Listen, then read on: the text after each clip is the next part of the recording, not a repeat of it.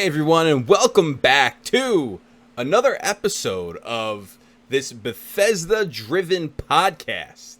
And I have my co-host, King Fanman. King, how are you doing this evening? I'm doing awesome, man. Thanks for having me back. Oh, of course. You are my co-host now. We need a name. We need a name for this podcast because we don't have one right now. The Bethesda Brothers Broadcast. I love it. You keep saying it, and the more you say it, the more I like it. Yes, I love it. It's either that or the Galaxy News podcast. I like that too. It's one of the two. So, Poll anybody time. that's listening to this Poll time. podcast, Leave a comment. leave a comment on which one you like better. The Galaxy News podcast or the Bethesda Brothers broadcast. And you like the Bethesda Brothers Broadcast, of course. That's the one you like. Hey, I'm fine with either one. And by the way, wait. I've got to take up just a minute. Welcome back. Congratulations, and just welcome back because thank you very much. You are now a married man, and wow. Yes, after a month of not uploading this, I believe this is like my fourth video this week, so that's awesome. And yes, I'm a married man. I'm married the best girl, the best woman in the world, and I'm completely and entirely blessed.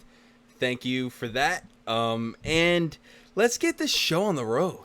Well, welcome back to YouTube. So, thanks. Channel's been struggling, so guys, please hit that like button and comment. Yes, let's get it going. Let's get it rolling. Helps out the algorithm. So, today the topic at hand, like I said, this is a Bethesda-driven podcast, but today we're going to talk about something a little bit different and serious.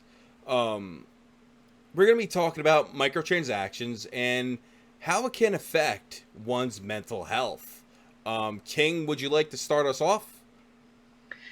Well, I mean, this is something, there are some people that are very much affected by, there are things like people have gambling addiction, same type thing.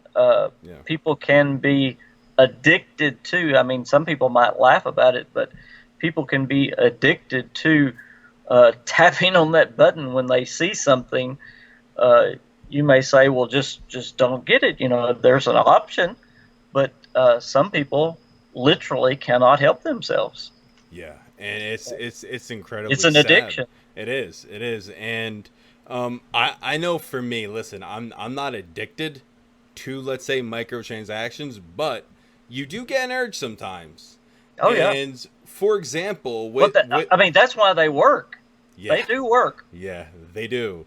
And for example, with Fallout 76, they had an E3 package. It was, I believe, 1,500 atoms and Elder Maxon's battle coat, and for $10. So I thought, man, I love that battle coat, and there's no other way to obtain it. Can I just say something? Yes. Of course, I play Fallout 76 all the time, and right after that came out, everybody in the Wasteland was wearing the battle coat. I mean, everybody. Yeah, it's great and it's iconic. You know, it's an awesome looking, you know, piece of equipment. You know, but those made a lot of money that week. Yes, yeah. So there you go. And you can't obviously unlock it in game. So it's like, you know what? I want that battle coat because in Fallout 4, I would use console commands on my PC to get that said battle coat. So it's like, oh man, I really want it. I want it super bad. So I caved and I spent the $10. And that's what happens with microtransactions. And for me personally, I don't believe in them. I do understand that these companies are trying to make more money. I get it. But we already spent $60 on your game. If you're a free-to-play game, okay, I guess it's a bit more understandable because you're a free-to-play game. You need some type of funding. So microtransactions, okay, is a bit more understandable. But now we're talking about a game that you already purchased for $60. Me, I spent $200 on 76 with the Power Armor Edition. And it's like, how much more money do these companies need?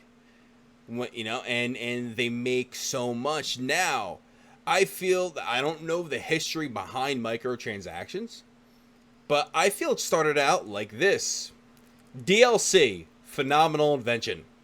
I remember as a kid and thinking, man, I wish, for example, I would play Madden, and it's like, I wish I had the updated rosters in this game. I wish so-and-so was on this team because he was traded midpoint through the year. Well, now they have updated rosters in Madden.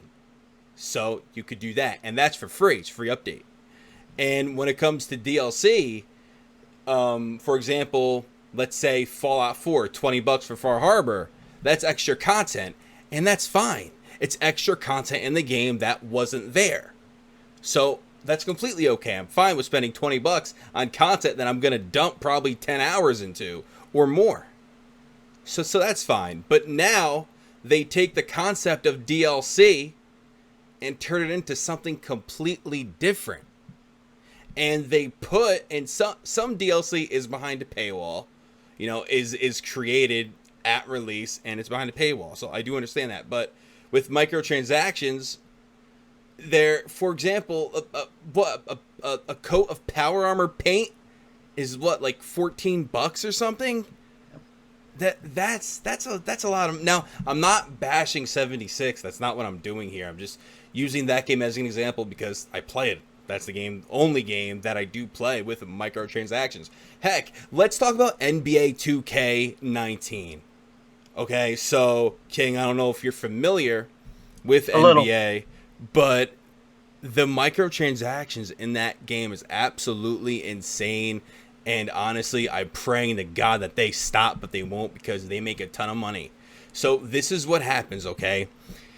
Imagine playing Fallout, right? And you could buy experience points, to level up your character. That's what essentially you could do in NBA. They have this mode called My Career. You start off, your own player. You could play by yourself or with other people. And you start off an overall as a 60. And you could max out at a 99 overall. But you could buy VC, it's called. You could buy that and increase your guy's overall to an 85. So it's like a pay to win. Yes. Do you know how much money you have to spend to go from a 60 to an 85? $100. You already spent $60 on the game. Now you're spending $100. Yeah. And people do this for multiple characters. So off of one person, you could be possibly making $500 on the game.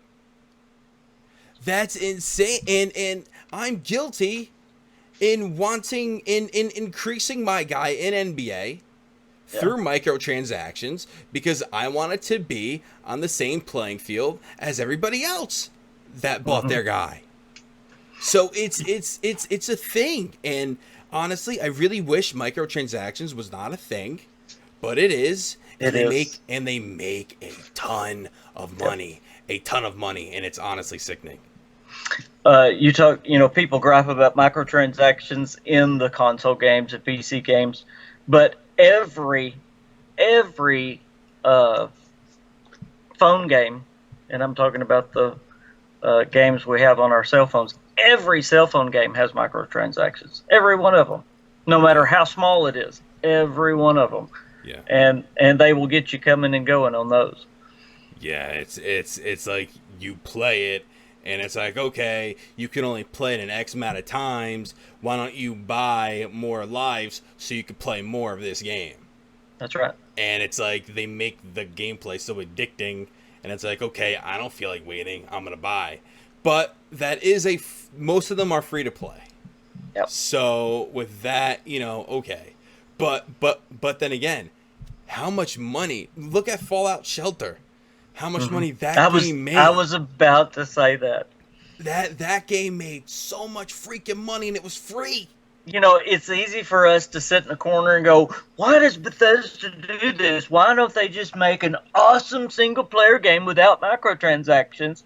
The cheapest game they ever made, really, the cheapest game they ever made, the one they spent the least amount of money. In fact, well, I won't even get into that, but they spent the least amount of money developing, made them the most money.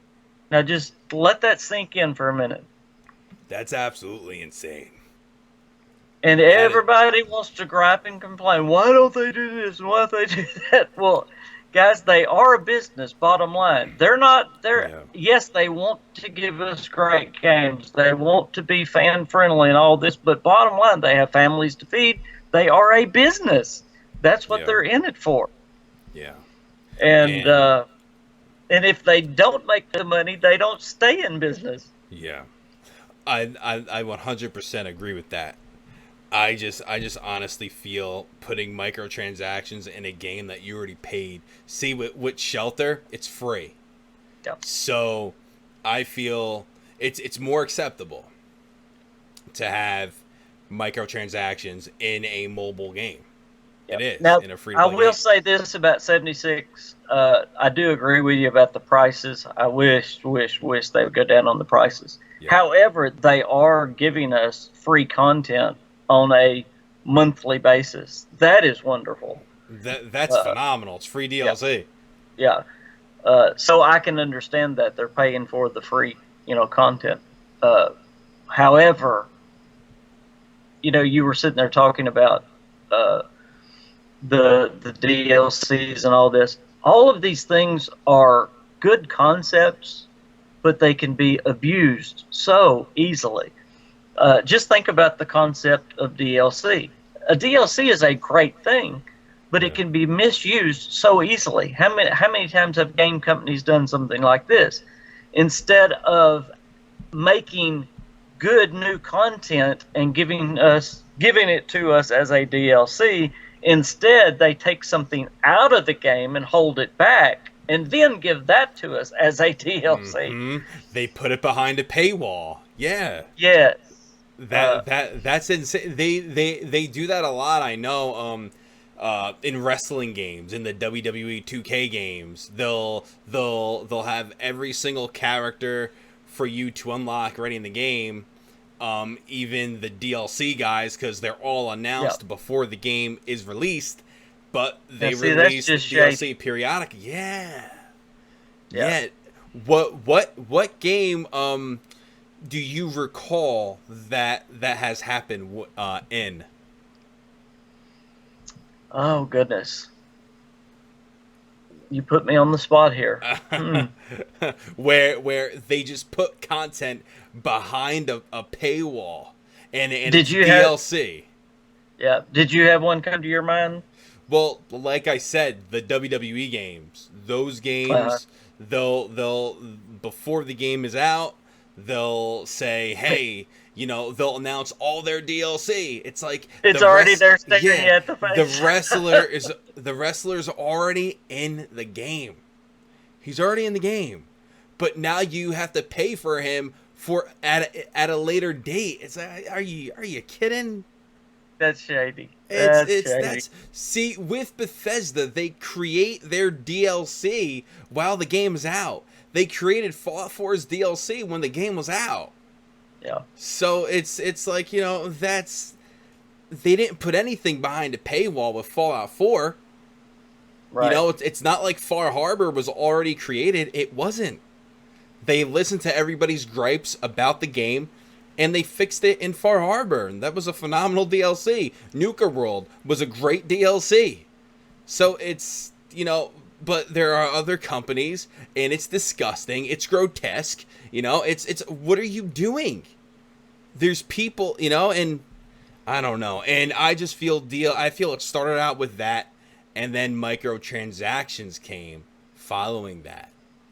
And then companies found out, hey, we could even squeeze more juice out of this orange. We could squeeze more. Let's squeeze it dry. That's what Well, That's what these companies are doing. I hate to make your point for you, and of course everybody's going to jump on this one, but even Todd Howard said it. I believe it was at E3, and I can't believe he said it, but he did. He said, "People will buy anything." Do you remember him saying that in the interview at E3? Yes, yeah. He literally said, people will buy anything. Uh, Yeah. and you look at Fallout 76, and I guarantee you it's making money hand over fist. I'm sure it is. It it just works, to use a phrase that Todd Howard uses. The microtransactions makes companies money. And as long as it does that, you're going to continue to see companies do that, sadly. Yeah, microtransactions will never go away. No. Like you said, they make way too much money. It's like they make, it's like I said, in NBA, you have to spend $100 to level up your character to an 85. Yeah. You already spent $60 on the game. Now this is me, and this is my opinion. Honestly, I don't mind them, and I might get hate for this. I honestly don't mind them at all. I don't mind the live service, the way Fallout 76 is. I like the free content and all that. If they would tone down the prices, I love the free content and the new stuff that's offered and all that.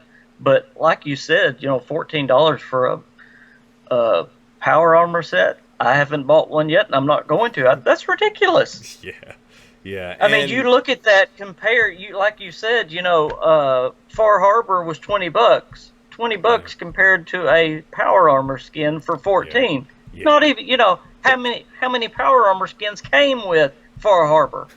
Yeah, them and plenty others. It's not even close. And with 76 too, which is awesome. And I'm going to back them up on this. Like you keep saying, they're giving out free DLC. But if they would lower their prices, they would still make their money. I believe they still would. Yeah, but with what they're doing with 76, and they're giving us free DLC, Nuclear Winter, free mode, yep. All these events, the Wastelanders DLC is on its way. They're great stuff. Yep. And it's all free. We don't have to pay a dime. I agree. To play the game. But with the microtransactions part, with the skins, they're just skins.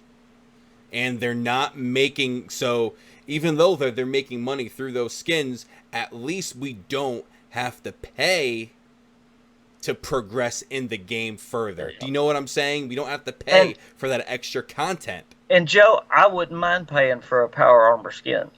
Yeah. But how much would you pay for it? Yeah, to be honest, I mean, well, you're talking to a guy who spent $10 on Elder Maxon's battle coat. So well, I didn't buy it. But I bought Adams with that too. But honestly, I guess realistically, what should it be? 500 Adams. Looking at Far, I don't even think that's right. If you look at Far Harbor being $20. Do you think 500 Adams is? Be 500. You think that's too much money? No. 500 Adams? Yeah, I do. $2 maybe. So 200 Adams for a power armor skin. At the most. Wow. Okay, I can hop on board with that. I can hop on board with that. Yeah. No. Y'all let me know in the comments I think at the most. Okay, let me bring up another game that Bethesda's doing. And y'all know me, I'm positive about this stuff, but I really think, and I think more people would jump on board and buy stuff, and they would make their money. Blades is another one that's gotten a lot of heat for their microtransactions and the way they do things. I like the game. I think the game is great, but if they would just back off the microtransactions a little bit with the pricing and that stuff, I think they would do a lot better.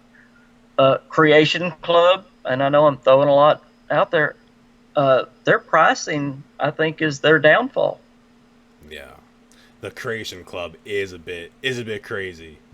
Well, and that right into your subject of the people that have a problem with this stuff, those that have that kind of addictive tendencies. If you have much better pricing, it wouldn't be near the issue with those kind of people. At least they wouldn't get taken for $18. It'd Yeah. be much better if it was, Yeah. a couple bucks instead of $18. Yeah, because you do have these people who have to have all the content in the game. They have to have it.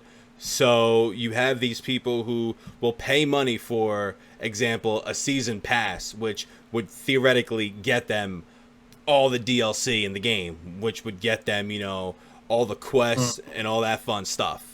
But then you add microtransactions to that, and obviously that doesn't come in the season pass. It's completely separate.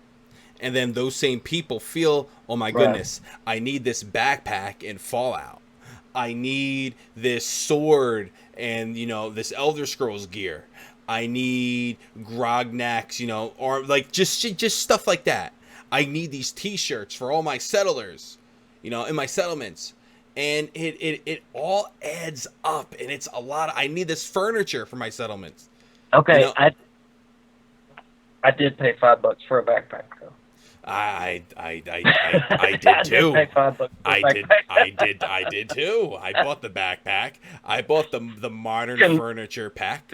This is Confessions with Joey and King. yeah. For on real. The couch with Joey and King. for real. But seriously, those are that just shows you though. It's like, man, I need to have this. This is so cool. I need to have this. Yep. And that's what happens. And I feel, and that's marketing. Yep. Yeah, and in that regard, it's like, we already paid enough for the game. Why are you nickel and diming us for us just to get a simple backpack in the game? So, yep. I mean, now let me give a couple other good things about 76, but it leads back into the bad as well. They give a lot of free stuff out of the Atomic Shop, which is great. If you watch it almost weekly, they will give free items out of there. Plus, they give free items all the time.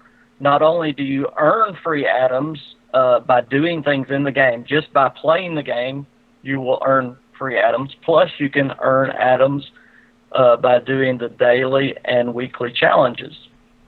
So that is interesting. But this also asks you to use the Atomic Shop. So that's also marketing, though. So that's another way they encourage you to purchase stuff. Yeah. But but they are giving you free loot, if you will. So it's kind of good. It's kind of good and bad. Yeah, they're giving it's like this. You earn an X amount of atoms, and it's like, okay, I have 400 atoms, but I want this, this skin that's 600 atoms. I'm 200 away. You splurge and you spend $10 on atoms that you didn't really. You only needed 200 extra atoms, but you had to spend the $10 to get the 1,000 atoms because, let's say, that's the cheapest package, which I don't think it is. Is it $10 or $5? I'm honestly not quite sure. Yeah, I think 1,000 atoms might be their cheapest when it comes to purchasing them in the store. I have only purchased one atom pack. Okay. To be honest. Okay.